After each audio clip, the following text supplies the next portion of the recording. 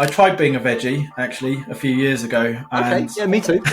it was a bit depressing. And I think we're the top of the food chain. We are built to eat meat, and it helps you be stronger. And I think strength is everything. And actually, strong body is strong mind, and you need a strong mind to have a strong body. And the two work hand in hand very nicely. One of the biggest challenges that I think a lot of people have is that they're not moving quickly enough. So I'm trying to be quite careful with my words here. There's a saying that I like, and that's, to get into business, you need to learn to say yes.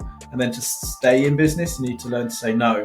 What daily habits keep your body energized while running, multiple companies, and also staying present at home with your family, because you're building a family at the moment as well? Welcome to the Carnivore Entrepreneur Show, where health unlocks true wealth.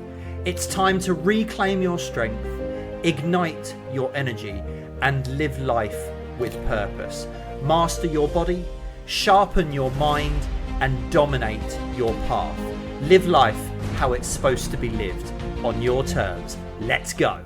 Hello everyone, and welcome to the Carnivore Entrepreneur Show. I am your host, Grant Hutchby, the Carnivore Entrepreneur, and today we have with us Graham. I won't steal his thunder, so I'll pass you over to Graham to introduce himself. So over to you, Graham. Thank you. Yeah, I'm delighted to be on. So I live in Nottingham, and I've got a few companies, been in business now almost a decade. And some people call me a serial entrepreneur. That's what this show is for. So, awesome. Thanks for the short introduction. That's great. I'm sure we'll get into a lot more detail as we go forward. But I always start off with one question, and I hope you're prepared for it, Graham, which is the Carnivore Entrepreneur Show is all about meat, muscles, mindset, and money. What qualifies you, Graham, to be a carnivore entrepreneur? Well, I love all four. That's a great start. Yeah. I think, So me, I tried being a veggie actually a few years ago. Okay, yeah, me too. It was a bit depressing. And, I think we're the top of the food chain. We are built to eat meat, and it helps you be stronger. And I think strength is everything.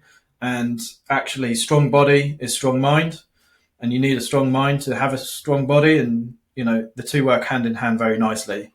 And I think it's very difficult to get your money game in order if you're not strong. So you need your head game in order, and a strong body, so that you can be financially successful. It all goes very nicely hand in hand. Absolutely. And this is what, I'm trying to promote, is that you need to have a healthy body, a healthy mind to have a healthy bank account. And they all sort of work together, because the minute that you start getting some money with a healthy bank account, you can actually use that money to buy yourself stuff to make your body and your mind better. Like, you can afford better quality produce, you can afford better quality equipment to help you, So it all feeds into each other. So definitely on the same page with you on that one. So just to open up then, we've been business partners since the early days. Go back a few years, probably since the beginning of our business. Your business is probably only around for a couple of years as well when we met. And you brought me into the property entrepreneur circle, which is great. So I've been a part of that for a couple of years. What's the biggest way your world has changed since, the early short-term rental stage, where, we was getting those short-term rental deals years ago? How has it changed since then? So, I guess I've gone through a few step changes. Things have really leveled up for me on all fronts. And I've built good teams and essentially increased my value. And that is by increasing the people around me, and it's like a rising tide brings up all boats. Can't remember the exact phrase, but you know what I mean. Yeah. If you're genuinely contributing to other people's success, then I think your success is almost inevitable. So it's one of, that contribution and growth, and having a real growth mindset around everything you're doing, and being genuinely trying to be of benefit to all stakeholders, whether that's your clients, your colleagues, your family, and of course yourself, and just trying to constantly grow and develop and become better with everyone around you. And so, yeah, that for me has been, from the early days when it was just me and more hustle kind of vibe. Now more, trying to, I guess, almost be the coach for myself, get me where I want to get to, and get my team where they want to get to, and bringing it all in alignment with where the business wants to go as well. Once you get that calibrated, it's not a set and forget it thing. It's a constant piece of work, and it's always moving. But when you get that moving in the right direction, that's where everything can come together, and that's how these step changes come, and that's how the level ups really start to happen. Yeah, and I think I was similar. Like at the beginning, it was like, how much work can I do? Right now, it's how much value can I provide, and how much can I raise my rate? And again, before it was like, how much can I fill my calendar? Whereas now it's like, how much can I clear my calendar? To give me space to think. Yeah, actually, this year is probably the first year where I've really done that. I've heard people use the phrase "slow down to speed up." And yeah. That was alien language to me, quite honestly. But this year, I really have pushed for slowing down to create the space to enable me to really focus on speeding up where it really matters, instead of just being busy, and I think that's important. Yeah. One of the biggest challenges that I think a lot of people have is that they're not moving quickly enough. So I'm trying to be quite careful with my words here. It's not, do you see what I mean? There's a saying that I like, and that's, to get into business, you need to learn to say yes. And then to stay in business, you need to learn to say no. And it's a good phrase. I like that. It's been really powerful for me. And a big challenge that I see a lot of people have is that they're not moving quickly enough. So that's why I'm saying I've got to be careful with how I choose my words. Slowing down is not necessarily what a lot of people need to do, unless you've got quite a few things in motion already. And for me, it's like being able to work on things instead of just always being in it. And you can only do that if you bring other people up with you and bring your team up with you, Yeah, you've got to start somewhere. And I think that it's just having that focused, intense effort to start off with that gets you some money coming in, and then you can use that money to be more strategic and add more value, can't you? Absolutely. Yes. Cool. So let's reverse time a little bit. Give us like 60-second journey. How did an engineer become the founder of an award-winning short stay agency, and getting a prop tech startup with guest flow? How did you go from engineer to that? Well, ultimately, I believe it's all thanks to God, but you've got to do your part as well. And I think that starts with mindset. You've got to believe in yourself. You've got to believe it's possible. If you believe it's not possible, or you believe it is possible, either way, you are correct. Absolutely. Henry Ford, right? So, if you don't believe in yourself, how on earth is anyone else going to believe in yourself? So start with a small version of success and just go from there and build on success. So, it started with believing in myself and then taking action, having integrity, becoming a professional. There's a James Caan saying that, perception becomes reality. Yes. And I love that, And I was not the business owner, entrepreneur type of guy at all, but I decided to step into that and become that. And initially, it felt like I had that kind of imposter syndrome type thing. This isn't really me, but it's definitely who I wanted to become, and it was also what was necessary for me to believe it is entirely possible. So initially, you kind of create that perception, but then that becomes your reality. And so I realized, to be successful, you've got to be professional in how you approach relationships, client meetings, all of that, and having integrity. And integrity to me means doing what you say you're going to do, no matter what, even if no one else is going to know. And how are you ever going to believe in yourself if you say you're going to do something and then you just don't? Absolutely. The one person that you need to keep your promises to is you. Yeah. You know, what made you made you want to become an entrepreneur and leave your engineering career? So, yeah, that's a good question. My parents were business owners, and I guess I just fell into being an engineer. And, I just had always done that since school. And I enjoyed it. It was a good job. It was nice and varied. I was out meeting different people, working in different environments all of the time, which definitely suited my personality type. And it taught me a lot of skills, how to get on with anyone. But also, I'd kind of grown as far as I could within that job, if you like, within that position. And the next step was management. And I was, you've got to kind of start with the end in mind. And I was looking at the guys that had been in management for 10 years and just thinking, I don't really aspire to be there.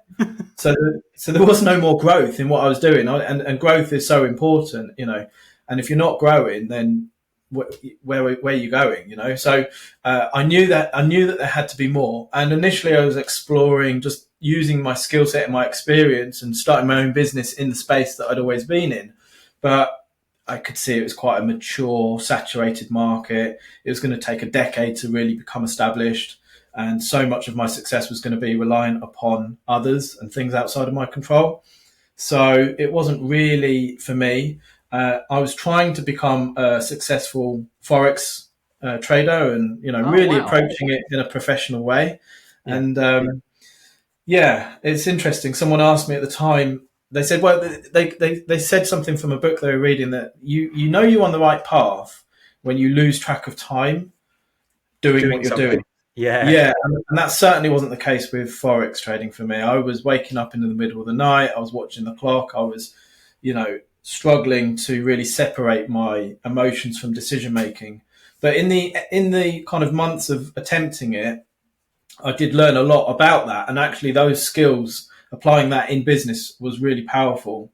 And actually what changed everything for me was going to my first property networking event. I didn't even know that there was this world of property education or property networking. And I remember saying to my wife at the time, the event said networking in the bar from 9. Before that, there was a couple of talks. I just wanted to go to the talks. And I said, I'll be home just after 9. And then there was the actual getting the opportunity to speak to other people. And by then I had my first buy-to-let. And for me, it was like buy-to-lets are just something that you save up for, and then you buy one every 5 to 10 years. I was suddenly in a room with people that were looking to buy their first buy-to-let, and I was able to give them advice. And there was people in the room, 2 years older than me, with 20 buy-to-lets. And I was like, how on earth can you do that? And so I was just buzzing. And actually, I remember the bar kicked everyone out, and we were still outside talking for another half an hour, buzzing, lost track of time completely. And that's how I knew I had to get into property. And really, serviced accommodation was a lot newer back then. And I guess I could see it was quite what I now call a noisy business model. I don't think I necessarily called it that at the time, but I could see my skill set of, being quite process driven, the experience I had of being an engineer, applying that to this noisy business model is something that I could really see the potential. So from that point onwards, I stopped Forex trading, and I just knew that was going to be my thing. I had to get into business. Now's the time to do it. And I just started taking action, just finding opportunities, Yeah. And I think you've touched on a really, really good point there. And it doesn't really matter whether you're in a career or whether you're an entrepreneur with multiple businesses. The minute that something becomes a job or a chore to you in your head, like you're doing it, for no other reason apart from the money that it's giving you, then that's probably an indication that it's time to do something different. Because I remember the stage when the short-term rental, property sourcing and all that sort of stuff was, I just would lose myself in it. But over the last sort of 1 to 2 years, that had got lost, which is why the Carnivore Entrepreneur was born. And I'm finding that same enthusiasm with the Carnivore Entrepreneur. I'm not doing it for the money. I'm doing it for what it gives me, if that makes sense. But really, really good point. So the Carnivore Entrepreneur's pillars of true wealth is body, mind, bank account. And we go into those in a little bit of detail with every guest that comes on. And always, I believe that the foundation starts with the body. What daily habits keep your body energized while running, multiple companies, and also staying present at home with your family, because you're building a family at the moment as well? Yeah, absolutely. So pretty much every day right now, I start by going to the gym. Excellent. And so, yeah, it's 5 or 6 times a week, at least for me, if not 7 sometimes. And on the odd day, I might even go twice if I can. But generally speaking, I'd rather start the day with a nice solid exercise like that. And then I get out during the day as well, make sure I get at least 10,000 steps a day in. Nice. And of course, that's something you can do with your family. So it's a nice way of spending time with those guys whilst also having some, increasing your step count, getting more exercise, even if it is kind of less vigorous than what's going on at the gym. How do you structure your workouts? What's that, sorry? How do you structure your workouts? Do you have a routine that you follow?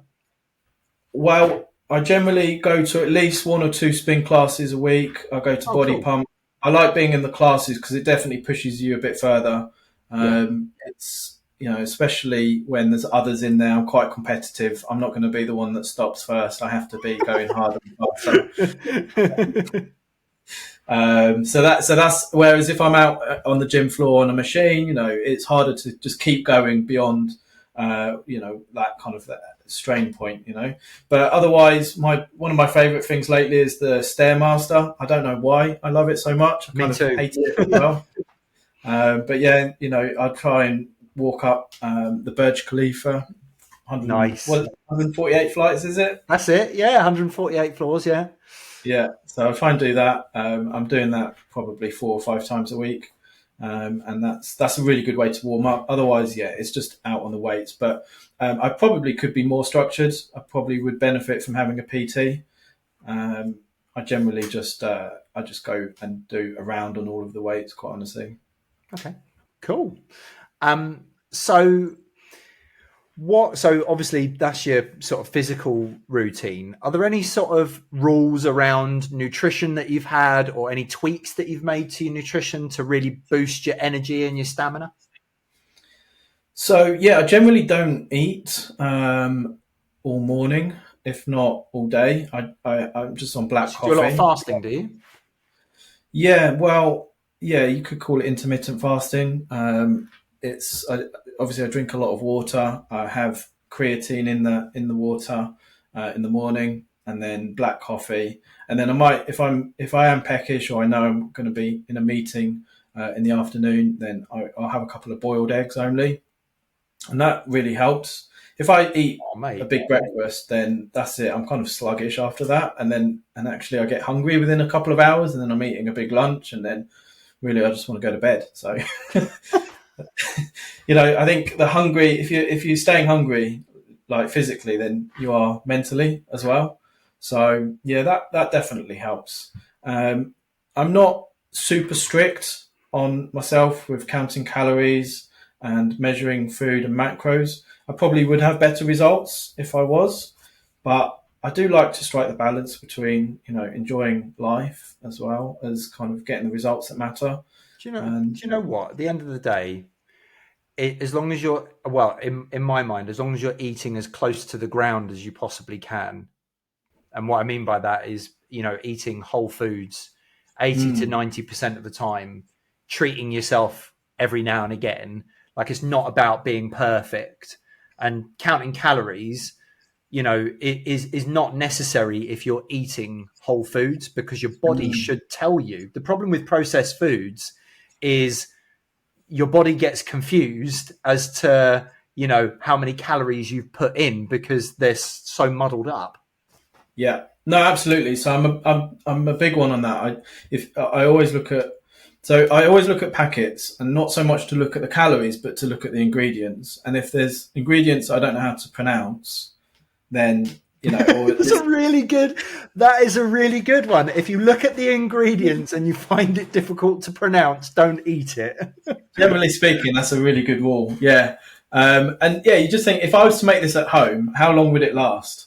And if this thing has been built to sit on a shelf for weeks on end, then it's not going to be good for you, you know. And more recently, I've been really, and this one's a bit more difficult, but I've been trying to avoid anything with seed oils in it. And they don't always get described as seed oils. You know, No. often it will say rapeseed oil or sunflower oil, and can pretty much guarantee they're not using like the virgin oils, the good quality ones that you buy and use at home for your cooking. They're using the cheap, nasty ones.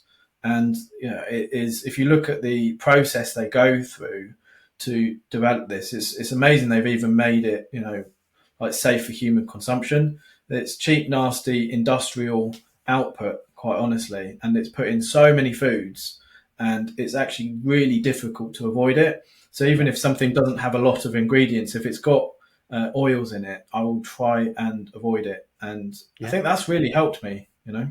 Yeah, only 20% of the supermarket is now classed as whole foods.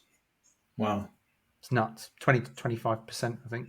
And nuts. It's that first section, you know, the first section with all the veg and the meats and stuff. When you walk into a supermarket, that is where, you know, all the fresh stuff is. And that is literally the only part of the supermarket that, because the minute you keep going further, it goes into all the alcohol and the breads and the pastas and the sauces and the processed stuff. Yeah. So, I did have a spell reducing carbs, but actually I think carbs are really important, but as long as they're whole grain carbs. So if we do get bread, but it's a weekend treat.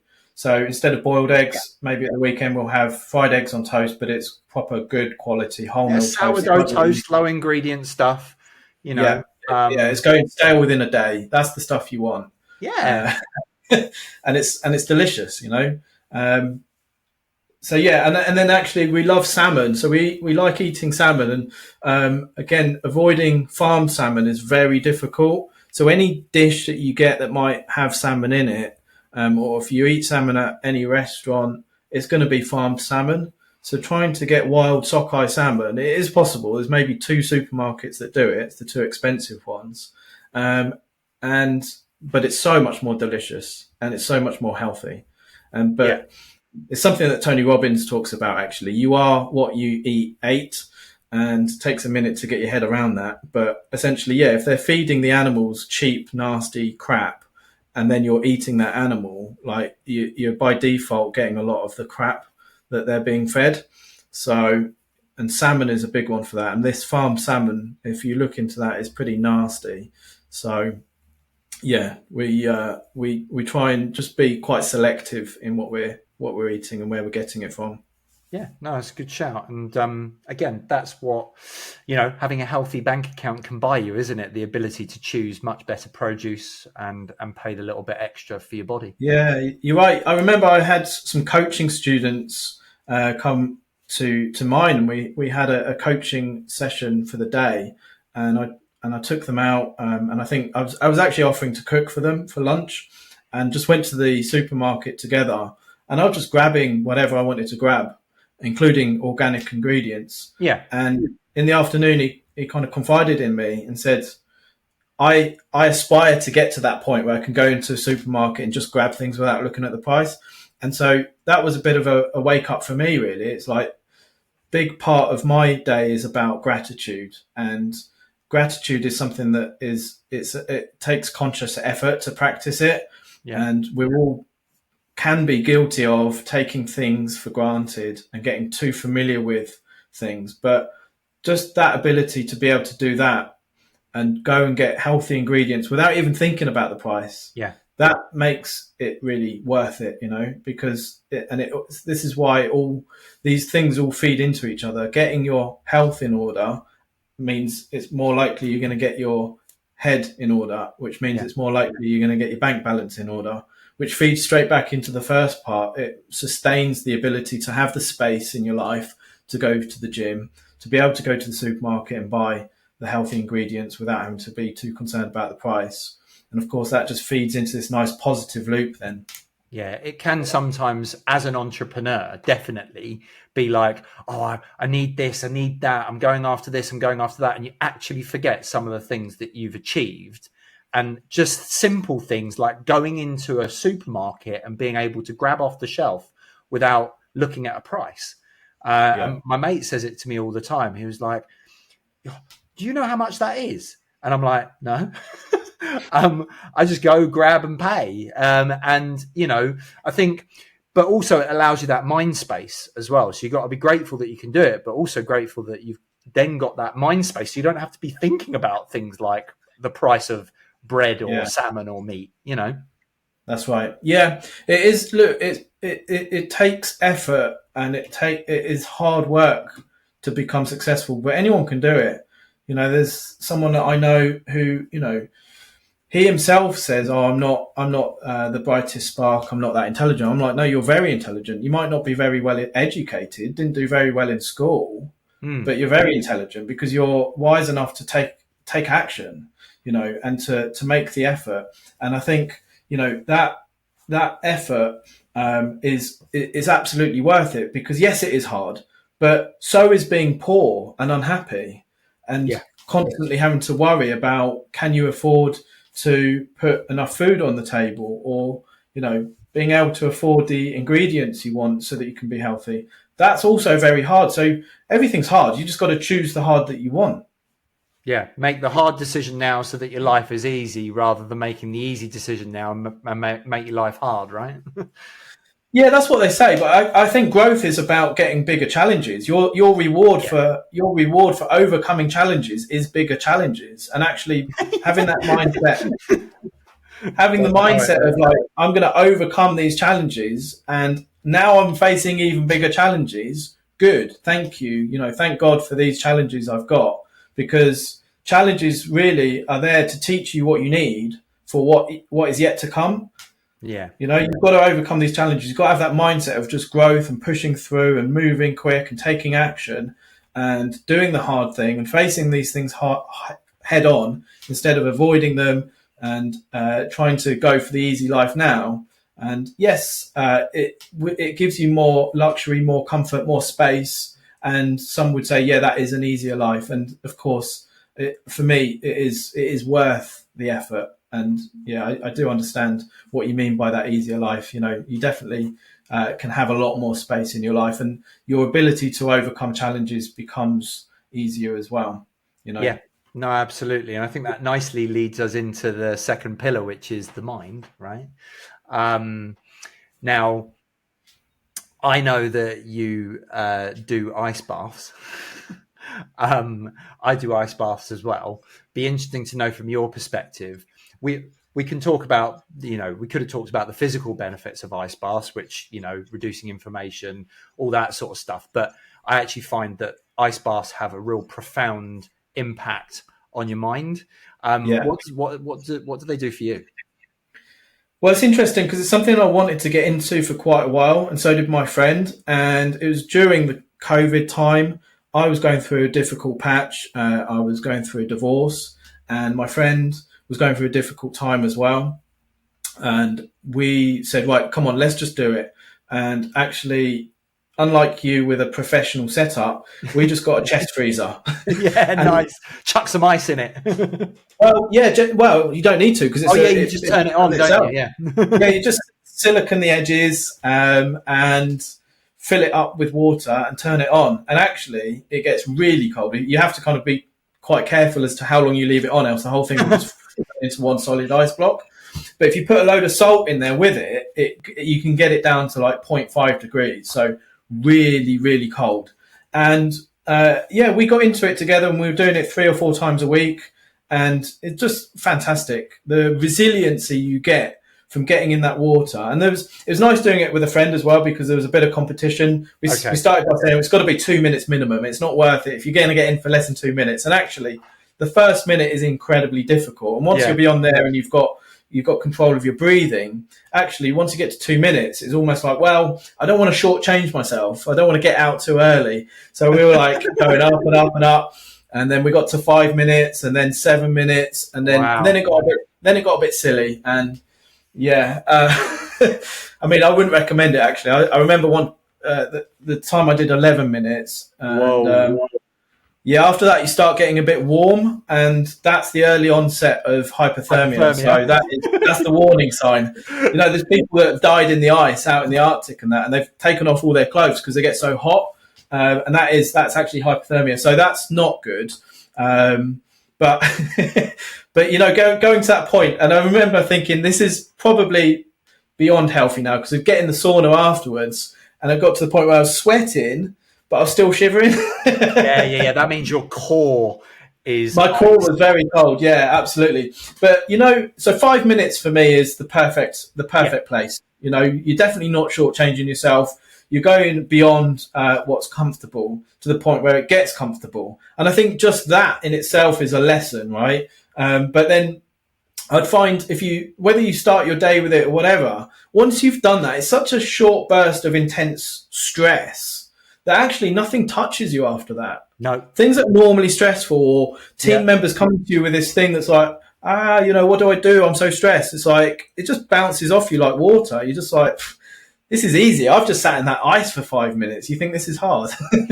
So I think it just gives you the mental resiliency that you need to then just overcome anything. And this idea of taking action and doing what we need to do and facing challenges head on, when you've got into that cold water and you've forced yourself just to sit there through that first minute and then carry on, then that just gives you something that then means attacking your challenges head on becomes very easy. So there is a lot of mental benefit. I'd say, you know, of course I love it for the physical benefit. More mental than physical. Yeah, absolutely. Yeah, 100%. definitely. I totally agree with you on that. Cool. I did want to talk about that, so I'm glad we brought that up. So how have peer groups like Property Entrepreneur or any other peer groups that you've been part of, how has that helped sharpen your thinking and decision making? Yeah, good question. So obviously we've all heard, a lot of people have heard that you're the average of the 5 people you spend the most time with. Absolutely. And, you know, that's absolutely true. But then actually you're getting something from the 50 people you spend the most time with as well. And even if you're all meeting up just once a month, but you're in the same WhatsApp groups and you're seeing other people's challenges and contributing to them, helping them, getting to know each other. And I think that's one of the main benefits I've found of being part of a community for more than just a year, is that you really start to get to know people and their challenges, and you help them, and then their ability to help you is strengthened as well. But you see that actually everyone is to a certain level suffering. You know, everyone's got a veneer on social media of what they want to portray as the truth and reality. But the real reality is at a certain level, everyone's got things in their life that, you know, is creating, is ultimately a source of suffering. And people need help, even if they're not necessarily willing to ask for it. And I think seeing that and being part of it and genuinely wanting to be a good person and help people, but then allowing other people to help me and asking for help, when you've built that trust as part of a community, that is really, really powerful. And I think, there is no way I'd be where I am if I'd been trying to just do it solo. And I think, and ultimately as well, it's a lesson in getting out the way of your ego. I think I've seen other people where I've tried to maybe offer them help, or even not necessarily getting help from me, but hey, you should find something similar to this and go and join. And I can see it's ego that stops them. It's like, no, I'll find my own way. I'll do it. You know, it's better that I learn the lessons myself. It's like, well, yeah, you could spend 5 years wasting time to learn a lesson, or go and join a group and learn in 5 minutes what you would have taken 5 years to discover. You know, and ultimately, you know, I'm 42 now. I'd like to be retired in 10 years. I'd like to not work every single day during those 10 years. So it's to break it down into hours. Let's say, you know, working 200 days a year, 10 hours a day, that's 2,000 hours. In 10 years, I've got 20,000 hours left. Do I really want to spend 5 years learning a lesson that someone else can teach me in 5 minutes? Yeah. No. And so the power of community and contributing to other people's success and allowing other people to contribute towards your success means that, you know, that outcome that you want is much more likely. Yeah. Okay. You mentioned something there about wanting to retire in the next 10 years. That again moves us nicely on to the bank account side of things. What's your wealth strategy at the moment? Obviously, you've got a number of businesses, number of investments. Obviously, we've got business partnership as well. What's your strategy for the next 10 years to get your bank account to where it needs to be? So I'm probably a bit too risk on, and I always have been, and so allowed. Well, I don't know. I think too many people are risk averse, and certainly, look, you'll never get to financial freedom through saving. You're not going to save your way to success. So I'm probably not quite as frugal as I should be, and also I used to always think about like living for the ultimate retirement, but there's no guarantee we're going to get there, and so you need to live for now. And so I'm not super fussy about how I'm spending my money. I'm not counting every bean and looking to save everywhere I could. And that's possibly cost me over the years, but also it's meant I have enjoyed life a lot more. Absolutely.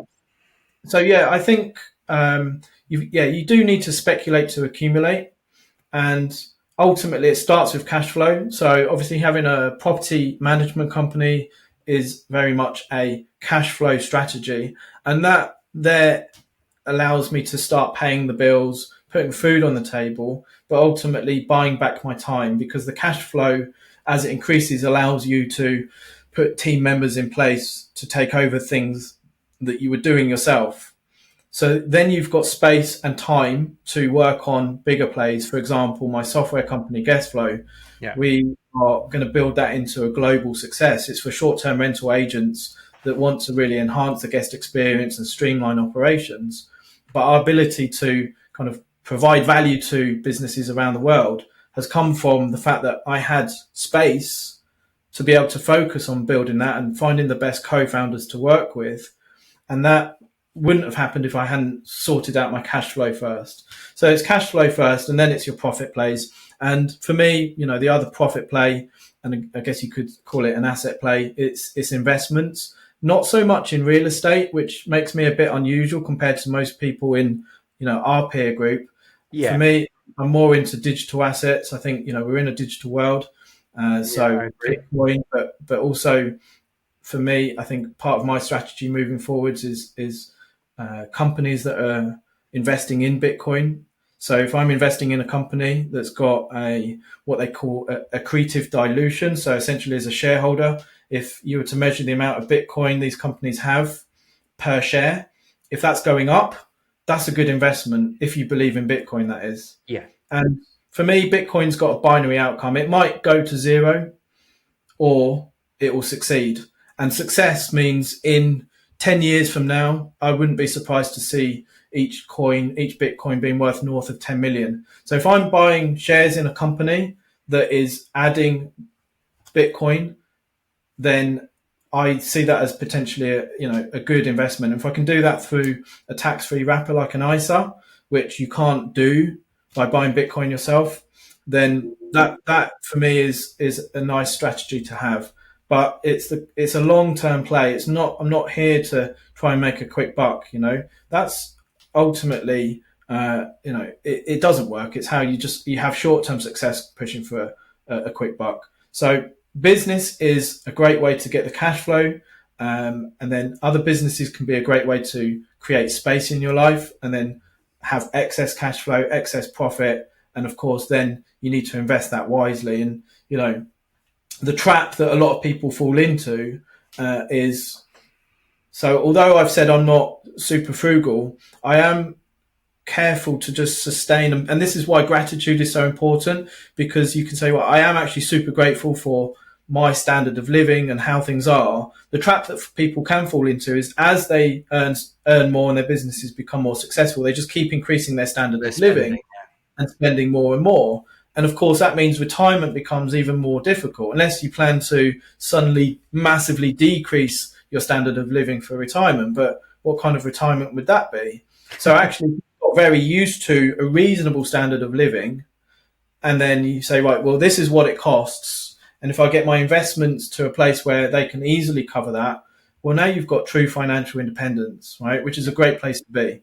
So So yeah, it's about balancing and balancing the now for later, and balancing the cash flow for profit, and the time for investing, and then balancing your investments as well. Of course, I'm not all in on Bitcoin. That would be crazy, because it failing and going to zero is still a potential outcome. And I've said that for quite a long time. And actually, the one thing I will say on that is every day that goes by that it's not worth zero, I think means it's less likely that is the outcome.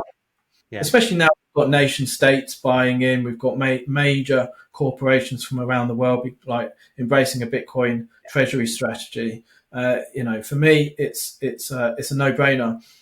Whereas real estate, yes, I know a lot of people are very into it, and I know it can definitely create financial freedom, but leverage is generally required. It's a pretty safe form of leverage, but it is leverage nonetheless. And leverage, my experience with leverage is not good. I'd rather avoid it. I'd rather not have any debt. And, we are, you're subject to things that are outside of your control, like the world economy, interest rates. And we're in a very fast moving world, especially with AI coming in. It's going to start replacing a lot of jobs. I think having real estate is better than not having anything. But for me, I'm looking for alternative investments that doesn't need any form of leverage whatsoever. Yeah, and stay diversified as well, which is Absolutely. a great way to approach it. So thanks for that. We got a couple minutes left before we got to drop off, but quick fire questions, and then we'll wrap up. What's your favorite book? Oh, there's a few. So I'm going to go with one that most listeners probably haven't heard of. It's a relatively quick, easy read, and it's called Life in Half a Second. And it really is about getting your head in order and seeing the urgency in getting clear on what your goals are, what the ultimate goals are, and then what are the things you're going to need to achieve the ultimate goal, and then what's the things under that you need to achieve those, and what are you going to start working on right now as a result. And when you put your life in context of the solar system and the life of planet Earth and all the life on planet Earth, we're here very quickly. We don't have long. I've just said I've got 20,000 hours left. So, I need to make sure I'm working on the things that are going to get me where I really want to go. Yeah. And so that book, Life in Half a Second, is really good. I don't know anyone who's read it and come back to me and said, yeah, it was a bit basic. They've said, oh my God, it's really sharpened my focus. So yeah, it's a good one. Perfect. And lastly, how do you want to be remembered? So yeah, I think as a good person, ultimately, I want to be remembered as, genuinely contributing, adding value, having integrity, being honest. That for me is everything. Excellent. Okay, cool. Nice, sweet, simple. And then last but not least, just to finish up, if people want to get hold of you, where can listeners and viewers find you to connect with you or your business? GrahamLindley.com. So that is nice. You've got a personal page. Perfect. Yeah, that's my personal page. It's got all my businesses on there. It's got a link to contact me on LinkedIn, my socials. It's got you can connect to me on WhatsApp through there as well. So there you go. Nice and simple, people. GrahamLindley.com. It'll be in the description. Thank you, Graham, for joining us today. It's been a pleasure having you on. Any one last thought you'd like to give our listeners before we finish up? Just take action, guys. You've got to move quickly. Stop trying to plan for things that aren't even problems yet. There is a bit of something very special with naivety. Naivety is fantastic. You don't know what you don't know, and that's good. And if you knew all of the challenges you're going to have, you wouldn't do anything. So just start taking action and be ready to hit things head on. And you can do that by having a strong mind, and you have a strong mind by having a strong body. So get down the gym, and finally, even if you don't feel like going to the gym, just go to the gym anyway. And even if it's just gym, even if it's just to sit in the sauna. Honestly, if you're not going to, even if you just go, just show up, get in the sauna for 10 minutes. The next day you can go and you say, right, actually, I'm going to get on the gym floor and then have a sauna. So just start taking action, move quickly. Come on. Excellent. And on that note, take action, people. That is the end of this episode of the Carnivore Entrepreneur Show. Take care, people. Thank you, Graham. Thank you. Cheers. If this episode resonated with you, share it with someone who needs to hear it. You are a carnivore entrepreneur. Live life how it was supposed to be lived, on your terms, with strength, energy, and purpose. I'll see you on the next episode.